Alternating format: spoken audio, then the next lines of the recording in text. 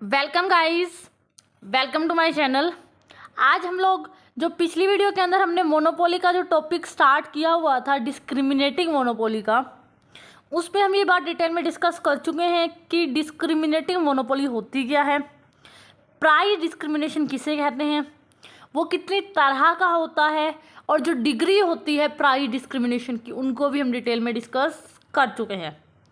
इस वीडियो के अंदर हम जो बात डिटेल में डिस्कस करेंगे कि जो प्राइस डिस्क्रिमिनेशन होता है, प्राइस डिस्क्रिमिनेशन पॉसिबल तो है, लेकिन प्राइस डिस्क्रिमिनेशन के लिए क्या क्या शर्त जो है पूरी होनी चाहिए, कि कौन कौन सी ऐसी कंडीशंस हैं कि बस उन्हीं कंडीशंस के अंदर आप क्या कर सकते हो, प्राइस का डिस्क्रिमिनेशन कर सकते हो।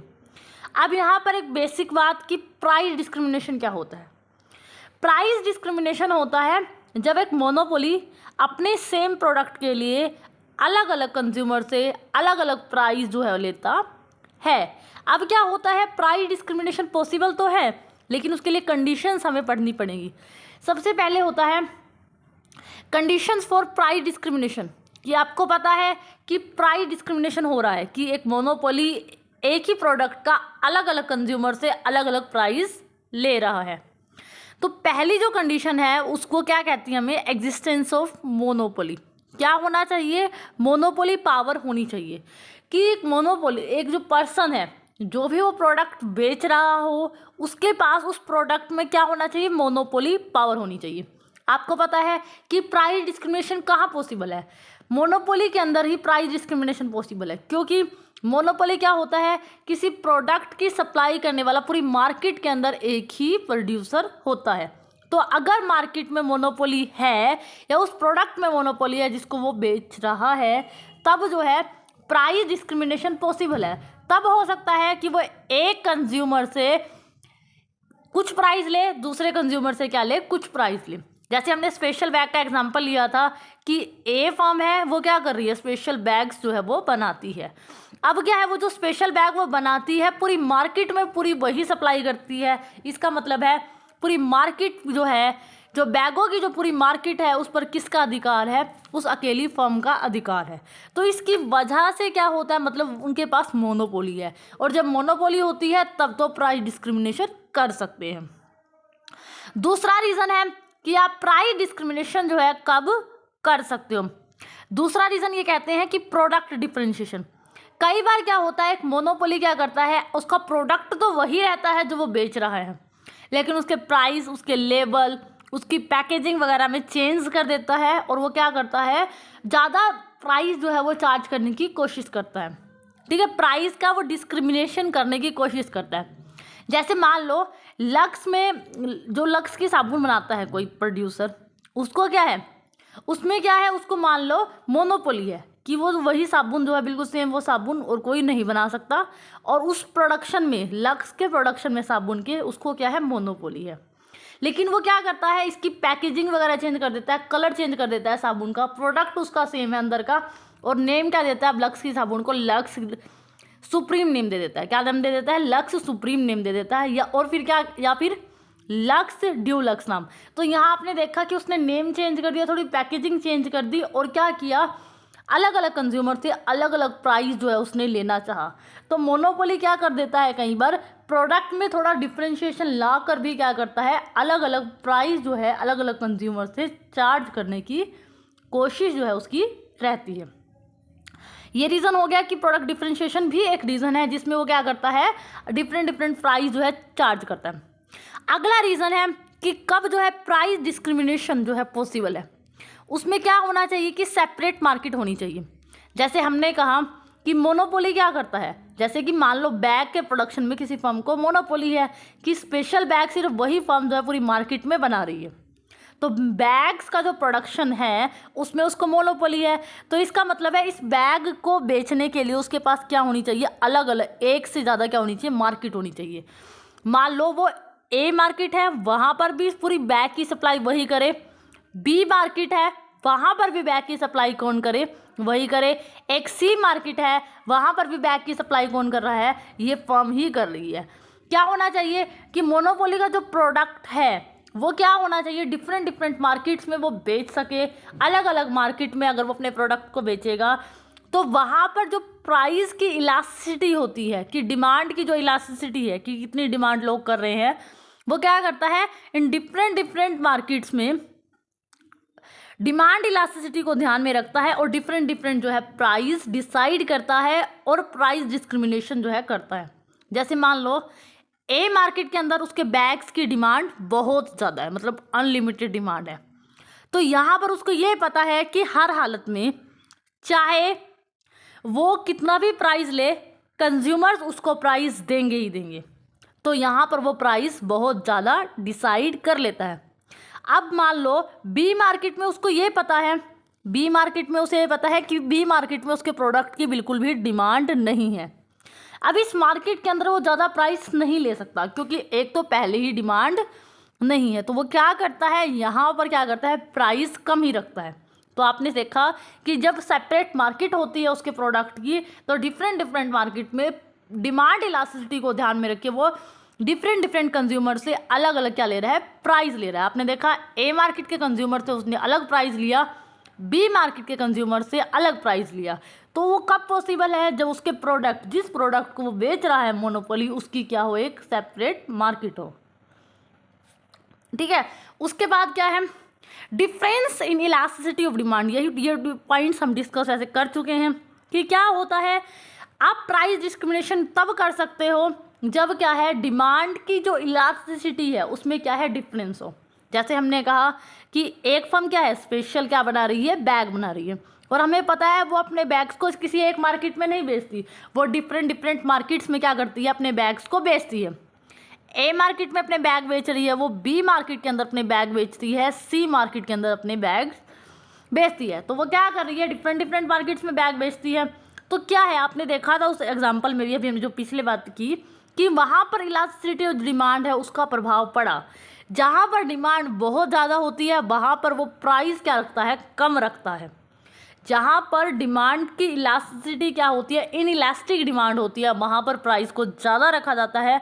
जहाँ डिमांड पहले ही बहुत कम है वहाँ पर प्राइस को लो रखा जाता है। तो डिफरेंस होना चाहिए प्राइस इलास्टिसिटी में। ऐसा नहीं है अगर मान लो एक फर्म है बैग ही बना रही है जो मोनोपोली फर्म है, उसके पास दो मार्केट है, ए मार्केट है और बी मार्केट है, दोनों में डिमांड क्या है एक जैसी है, मतलब यहाँ पर भी मोर इलास्टिक डिमांड है, यहाँ पर भी मोर इलास्टिक डिमांड है। तो इस सिचुएशन के अंदर क्या होगा वो डिफरेंट प्राइस चार्ज नहीं कर सकता क्योंकि यहाँ पर जब लोगों की इलास्टिसिटी, जितने लोग यहाँ डिमांड कर रहे हैं उस बैग की इतने ही लोग जो है यहाँ डिमांड कर रहे हैं। तो इस सिचुएशन में वो दो अलग अलग प्राइस जो है नहीं ले सकता। वो कब दो अलग अलग प्राइस ले सकता है जब क्या है डिमांड की जो इलास्टिसिटी होती है उसमें क्या होना चाहिए डिफरेंस होना चाहिए। ठीक है, उसके बाद जो अगला पॉइंट आता है कि कब वो अलग अलग प्राइस चार्ज कर सकता है। Expenditure in dividing the sub market to minimum. इसका मतलब क्या है, देखो हमने कहा मोनोपोली क्या करता है, बैग में उसको मोनोपोली है, वो डिफरेंट मार्केट्स में अपने प्रोडक्ट को क्या करता है बेचता है, सिर्फ एक मार्केट के अंदर ही वो अपने प्रोडक्ट को नहीं रखता, ए मार्केट में बेचता है बी मार्केट में बेचता है। अब क्या है इन मार्केट्स तक पहुंचाने की उसकी जो कॉस्ट है, मान लो ए और बी मार्केट तक उसको अपना जो प्रोडक्ट है बैग पहुंचाने में काफ़ी ट्रांसपोर्टेशन कॉस्ट आती है। अब ऐसी सिचुएशन में अगर वो थोड़ा बहुत प्राइस कम या ज़्यादा चार्ज करता भी है, यहाँ पर मान लो यहाँ पर थोड़ा ज़्यादा ले लिया उसने या इस मार्केट में थोड़ा कम ले लिया, तो उसका जो मतलब उसका जो प्रॉफिट होगा वो क्या होगा उतना ज़्यादा नहीं बढ़ेगा। क्यों नहीं बढ़ पाता, क्योंकि उसको अपना जो प्रोडक्ट है बैग उसका जो डिस्ट्रीब्यूशन है दोनों मार्केट्स में उसको बेचना है, वो प्रोडक्ट अपना ए मार्केट में बेचना है बी मार्केट में बेचना है, दोनों मार्केट में डिस्ट्रीब्यूशन करना कि कहाँ पर कितना बेचना है कहाँ पर कितना बेचना है, उसमें उसकी कॉस्ट जो है वो क्या आ रही है ज़्यादा आ रही है। और ये क्या कहता है कब हम प्राइस डिस्क्रिमिनेशन कर सकते हैं, जब ये कॉस्ट क्या है मिनिमम आए, कि जो बैग बनाने वाली कंपनी है उसको ए मार्केट के अंदर और बी मार्केट के अंदर, ए मार्केट में भी और बी मार्केट में भी अपने प्रोडक्ट को जो सप्लाई है करने की जो कॉस्ट आ रही है वो क्या आनी चाहिए मिनिमम आनी चाहिए। जितनी कम उसकी कॉस्ट आएगी ना फर्म की उतना ज़्यादा उसको क्या होगा प्रॉफिट होगा, उतना ही ज़्यादा वो अलग अलग प्राइस ले सकेगा। तो इसलिए कहा जाता है expenditure in dividing the sub market to minimum, कि दोनों मार्केट्स में अपने प्रोडक्ट को बेचने की जो कॉस्ट आ रही है डिस्ट्रीब्यूट करने की वो क्या होनी चाहिए मिनिमम होनी चाहिए। क्योंकि ये कॉस्ट जितनी मिनिमम होगी उतना ही ज़्यादा एक मोनोपोली डिफरेंट प्राइस चार्ज करके क्या कर सकता है, ज़्यादा प्रॉफिट कमा सकता है। अगर ये कॉस्ट ज़्यादा आती है तो फर्म को अलग अलग प्राइस चार्ज करके भी कोई ज़्यादा फ़ायदा नहीं मिलेगा। ठीक है, तो ये कब पॉसिबल है। अब अगला पॉइंट आता है, क्या होता है production of a commodity to a order. कई बार क्या होता है, कोई भी प्रोड्यूसर जो होता है अपने प्रोडक्ट को क्या करता है, ऑर्डर पर बनवाता है। ठीक है, ऑर्डर पे बनवाता है। जैसे मान लो आपको कोई कहे कि आपको फर्नीचर बनाना है, ठीक है, एक फर्नीचर बनाने वाले, जैसे बैग बनाने वाली कंपनी का एग्जांपल रखते हैं चलो हम। ठीक है, हमें जो बैग बनाने वाली कंपनी है उसको क्या कहते हैं कि हमारे लिए क्या करे, स्पेशल बैग बनाओ। ऑर्डर दिया जाता है, कोई ए पर्सन आता है, वो ये कहता है कि मेरे लिए क्या करो, स्पेशल जो है बैग आपको बनाना है। वो थोड़ा डिज़ाइन बता देता है, वो कलर बता देता है किस तरीके का हमें बैग चाहिए। तो जब क्या होता है, जब लोग ऑर्डर देकर आपसे क्या बनवाते हैं, कमोडिटी बनवाते हैं, ऑर्डर देकर कमोडिटी बनवाते हैं, तो उस सिचुएशन में भी आप अपनी मर्जी के हिसाब से क्या कर सकते हो, प्राइस ले सकते हो। मान लो यही बैग, सेम बैग अगर आपको वैसे मार्केट में बेचना होता, आप मान लो 500 रुपीज़ का बेचते, लेकिन अब किसी ने ऑर्डर दे के बनवाया है, तो आप जो ऑर्डर कोई पर्सन देता है वो थोड़ा कलर कॉम्बिनेशन अपना बता देगा। तो उस सिचुएशन में भी आप अलग अलग कंज्यूमर से अलग अलग प्राइस ले सकते हो। मान लो आपने एक कंज्यूमर ने आपको ऑर्डर से बैग बनवाया है तो आपने उससे 600 ले लिए, बी एक कंज्यूमर आया उसने कहा मेरा भी आपको ऑर्डर पे बैग बनाना है, आपने उससे 700 ले लिए। कि जब क्या होता है, किसी वस्तु का प्रोडक्शन जो होता है वो ऑर्डर पे किया जाता है, मतलब आप ऑर्डर लेते हो उसके बाद चीज़ बनाते हो, तो वहाँ पर भी प्राइस डिस्क्रिमिनेशन जो है पॉसिबल है। क्योंकि यहाँ पर क्या है कि ए कंज्यूमर को ये नहीं पता कि बी कंज्यूमर से क्या प्राइस लिया गया, और बी कंज्यूमर को भी कभी ये पता नहीं लगेगा कि ए कंज्यूमर से क्या प्राइस लिया गया।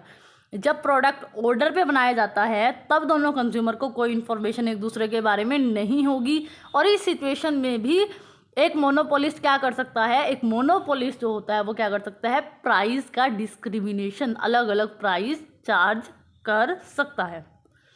ठीक है,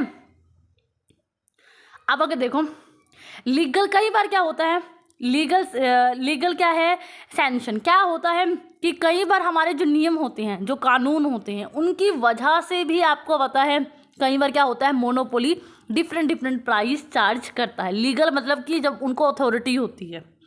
जैसे हमने देखा था लीगल, कैसे देखा था, जैसे कि मान लो, जैसे हमने देखा था कि क्या है, जो हमारे इलेक्ट्रिसिटी प्रोवाइड करता है इलेक्ट्रिसिटी बोर्ड। ठीक है, इलेक्ट्रिसिटी बोर्ड क्या करता है, इलेक्ट्रिसिटी प्रोवाइड करता है, और वहाँ पर हम क्या देखते हैं कि अगर एक हाउस होल्ड घर के लिए आपको बिजली का यूज़ करना है तो आपको क्या मिलेगा, पर यूनिट जो कॉस्ट है आपकी वो है कम आएगी। जैसे मान लो अगर आप अपने घर में बिजली का मीटर लगवाते हो, डोमेस्टिक यूज़ करते हो बिजली का, तो आपको मान लो पर यूनिट जो कॉस्ट आ रही है वो 8 रुपये आ रही है। लेकिन अगर आप यही बिजली का यूज़ कहाँ करते हो, इंडस्ट्री में करते हो, इंडस्ट्री में आपने मीटर लगवाया है, वह आपकी खुद की इंडस्ट्री है, वहाँ पर आपका इलेक्ट्रिसिटी आप यूज़ करते हो, तो वहाँ पर जो पर यूनिट कॉस्ट है ना, एक यूनिट को वहाँ पर मान लो आप गवर्नमेंट आपसे लेती है 15 रुपीज़। तो आपने देखा कि जब हमारा लीगल, हमारा जो कानून है, ये जो हमारे नियम है, जो रूल रेगुलेशन बने हुए हैं, उनमें कई बार रूल रेगुलेशन इस तरह के बने होते हैं कि जो है प्राइस डिस्क्रिमिनेशन पॉसिबल होता है।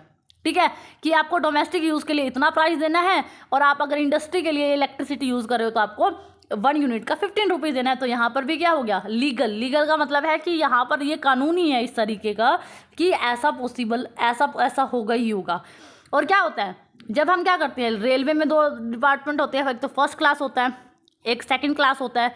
हम फर्स्ट क्लास डिपार्टमेंट में जाकर फर्स्ट की टिकट अगर आपने सेकंड डिपार्टमेंट की टिकट ले लिया सेकंड क्लास की, तो आप क्या उसमें बैठ सकते हो, फर्स्ट वाले में नहीं बैठ सकते। तो यहाँ पर आपने देखा, यहाँ पर भी प्राइस डिस्क्रिमिनेशन जो है पॉसिबल है कि हम फर्स्ट क्लास वाले से अलग पैसे लेते हैं, सेकंड क्लास वाले से अलग लेते हैं। तो लेकिन कई बार क्या होता है, जब हमारे कानून में, हमारे रूल और रेगुलेशन की वजह से भी क्या होता है, प्राइस डिस्क्रिमिनेशन हम कर सकते हैं, तो वहाँ पर भी प्राइस डिस्क्रिमिनेशन पॉसिबल है। ठीक है, और क्या होता है, कई बार कंज्यूमर का बिहेवियर इस तरह का होता है कि हमें वो मजबूर करता है कि हम, जो प्रोड्यूसर होता है वो क्या करे, प्राइस का डिस्क्रिमिनेशन करे। कई बार कंज्यूमर को इस बात का बिल्कुल भी अंदाज़ा नहीं होता कि जो डिफरेंट, एक प्रोड्यूसर है, मान लो बैग बनाने वाली कंपनी थी वो, कि डिफरेंट मार्केट्स में, ए मार्केट में क्या प्राइस ले रहा है, बी मार्केट्स के अंदर क्या प्राइस ले रहा है। जब एक कंज्यूमर को ये ना पता लगे कि बैग बनाने वाली कंपनी ए मार्केट में ज़्यादा प्राइस ले रही है, बी में कम ले रही है, तो अगर कंज्यूमर को इस बात की कोई इन्फॉर्मेशन नहीं है तब भी जो है आप प्राइस डिस्क्रिमिनेशन कर सकते हो। और कई बार क्या होता है, ये जो दुकानदार होते हैं ना, ये क्या भ्रम फैला देते हैं लोगों के मन में, उपभोक्ता के मन में, कि जो वस्तु आप उनसे प्राप्त कर रहे हो कि इससे अच्छी जो गुड्स है, इससे अच्छे बैग आपको पूरी मार्केट में जो है कहीं नहीं मिलेंगे। अगर जो है ये वो भ्रम फैलाने में भी कामयाब हो जाते हैं, तब भी ये क्या करते हैं, अलग अलग कंज्यूमर से अलग अलग क्या करते हैं, प्राइस लेते हैं। तो क्या होता है, कई बार ये कंज्यूमर को भ्रम में डाल देते हैं, और कई बार कंज्यूमर को इन्फॉर्मेशन भी नहीं होती कि दूसरी मार्केट्स में इस प्रोडक्ट का प्राइस क्या चल रहा है। और कई बार ऐसा भी तो होता है ना कि कंज्यूमर खुद भी जो है आलकस करता है, मतलब वो थोड़ा लेजीपन अपना दिखाता है कि उसे दूसरी मार्केट में जाके जो है प्रोडक्ट नहीं लेके आना। तो कंज्यूमर के बिहेवियर जिस तरह का होता है, वो कंज्यूमर का बिहेवियर जिस तरह का होता है, उनका जो बिहेवियर होता है वो भी जो क्या करता है, प्राइस डिस्क्रिमिनेशन, अलग अलग कीमत जो है वसूल करने के लिए उत्पादक को क्या करता है, प्रोत्साहित करता है। तो फिर क्या होता है, जब कंज्यूमर का बिहेवियर इस तरीके का होता है तब भी आप प्राइस डिस्क्रिमिनेशन कर सकते हो। और अब जो है हमारा यहाँ पर कि टाइप्स ऑफ कब जो है प्राइस डिस्क्रिमिनेशन पॉसिबल है, ये टॉपिक अब यहाँ पर हमारा पूरा कंप्लीट हो चुका है। आई होप सो आपको ये मेरी वीडियो अच्छी लगी होगी, समझ आए। तो अगर आपको मेरी वीडियो अच्छी लगे तो प्लीज़ मेरे चैनल को लाइक ज़रूर करना, शेयर करना, सब्सक्राइब करना, and thank you for watching this.